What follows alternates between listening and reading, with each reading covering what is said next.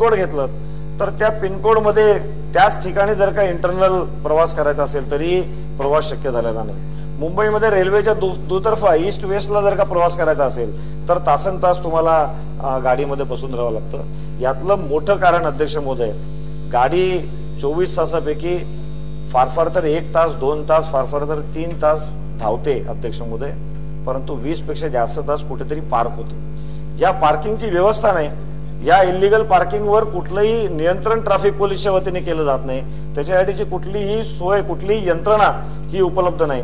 आणि त्यामुळे जर का अहवाल बरोबर असेल तर मध्यंतरी जो अहवाल प्रकाशित झाला त्यानुसार जवळजवळ 25 ते 28% रस्त्याचा 25 ते 28% याच्यावर गाड्या उभ्या असतात अध्यक्ष महोदय।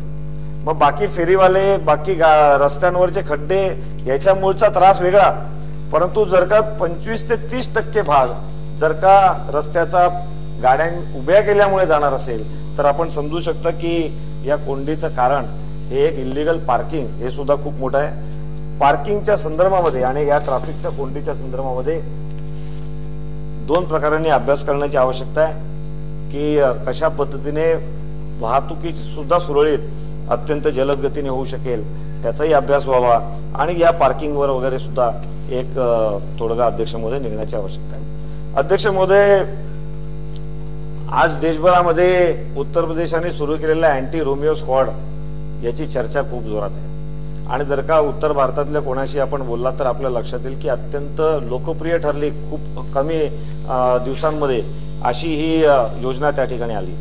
अध्यक्ष महोदय, एक अँटी ड्रंकर्स अँटी वॅगाबॉन्ड स्क्वॉड ही मुंबई शहरामध्ये होण्याची आवश्यकता आहे। ज्या ज्या ठिकाणी अध्यक्ष महोदय डेड एंड आहेत, ज्या ज्या ठिकाणी रस्ता पुढे कुठेतरी जाऊन थांबतो, थ्रू ट्रॅफिक नाहीये, ज्या ज्या ठिकाणी थोडासा काळोख आहे किंवा रात्रीच्या काळामध्ये महापालिकेचे उद्यान आहेत, तुमची प्लेग्राऊंड्स आहेत, या सगळ्या ठिकाणी मोठ्या प्रमाणावर रिक्षात बसून गाडीत बसून दारू पिणे, येणाऱ्या जणांची टिंगल करणे हे आणि याच्यावर कुठलाही उपाय अध्यक्ष महोदय सापडत नाही। 100 वर फोन करा, त्याचा उपयोग होत नाही कारण तो एक कोणतरी मोटरसायकलवरून येतो आणि त्यामुळे अशा प्रकारचं एक मोठं मेनेन्स, मोठा त्रास हा नागरिकांना भोगावा लागतोय। विशेषतः आजच्या नवतरुणी युवती मोठ्या प्रमाणावर नोकरीवर जातात, उशिरा घरी येतात आणि 8, 8:30, 9च्या नंतर सुद्धा जी घरी परतणारी तरुणी आहे तिला ह्या सगळ्यांचा अत्यंत मानसिक त्रास होतो आणि त्या दृष्टिकोनातून अशा प्रकारचं एक स्क्वॉड हे अशी निर्माण होण्याची आवश्यकता आहे।